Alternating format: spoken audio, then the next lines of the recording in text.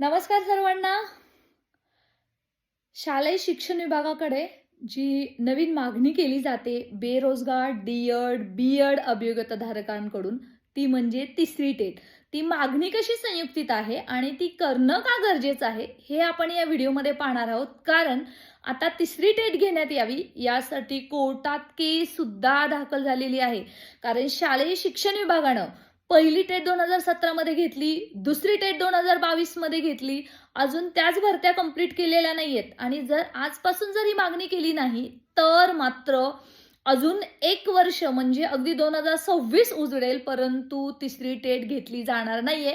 त्यामुळे पहिलं रिझन असं आहे की मागणी अर्थातच संयुक्तित आहे, त्याच्याबद्दल वादच नाहीये. सोशल मीडिया, ट्विटरचं माध्यम, त्याचबरोबर कोर्ट केस या माध्यमातून जर मित्रांनो तुम्ही तिसऱ्या टेटची मागणी करणार असाल तर ती संयुक्तित आहे. कारण शालेय शिक्षण विभागाची भरती आणि इतर भरती सामान्य प्रशासन विभागाची याच्यामध्ये जमीन आसमानचा फरक आहे. इथं प्रथमतः जाहिरातच दिली जात नाही आणि बाकीच्या भरतीमध्ये आपण पाहतोय की प्रथमतः जाहिरात येते, जागा येतात आणि नंतर परीक्षा घेतल्या जातात आणि हे मात्र शालेय शिक्षण विभाग शिक्षक भरतीमध्ये करत नाहीये आणि तसं करताही येत नाहीये. कारण संच मान्यता आणि बाकीचे जे काही नियम आहेत ते वेगवेगळे आहेत आणि विद्यार्थी संख्यानुसार शिक्षक संख्या ठरते आणि त्याच्यामुळे ही गोष्ट सफर करावी लागते. तर मित्रांनो, ही मागणी तितकीच संयुक्तित आहे.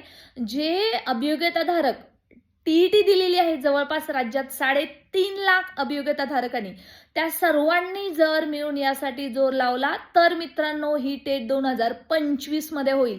नाहीतर आपण पाहतोय की कोर्टामध्ये जे शासनाने जे प्लीडिंग दिलं होतं त्याच्यामध्ये नोव्हेंबर-डिसेंबर मध्ये तिसरी टेट घेण्यात यावी असं सांगितलं होतं, परंतु आता डिसेंबर महिना संपलेला आहे, नवीन वर्ष उजळत आहे 2025, तरी सुद्धा तिसरी टेट अगदी परीक्षा परिषदेनं फक्त सांगितलेलं आहे की मी जून-जुलैमध्ये घेऊ. मित्रांनो, जेव्हा हे जून-जुलैमध्ये परीक्षा घेणार आहेत त्याचं नोटिफिकेशन येणार आहे, मग तिथून पुढचा जून 2026 उजाडणार आहे तुमची नियुक्ती व्हायला. आपण शिक्षक भरतीचा इतिहास पाहून घ्या, त्यासाठी तुम्ही मागणी करा. परंतु ही मागणी करत असताना दुसरी जो फेज आहे दुसऱ्या टेटचा, त्याला विरोध करू नका, कारण ती सुद्धा तितकीच महत्वाची आहे. शालेय शिक्षण विभाग ते करणार आहे, ते शालेय शिक्षण विभागाने सांगितलं आहे. त्यासाठी सुद्धा मागणी होणं गरजेचं असताना सुद्धा जे अभियोग्यताधारक तिसऱ्या टेटची वाट पाहत आहेत मित्रांनो, वाट पाहून शिक्षक भरतीमध्ये काहीच मिळालेलं नाहीये, मागितल्याशिवाय तर मिळालंच नाहीये. त्यामुळे नक्कीच तुम्ही मागणी करा, तुमची मागणी संयुक्तित आहे.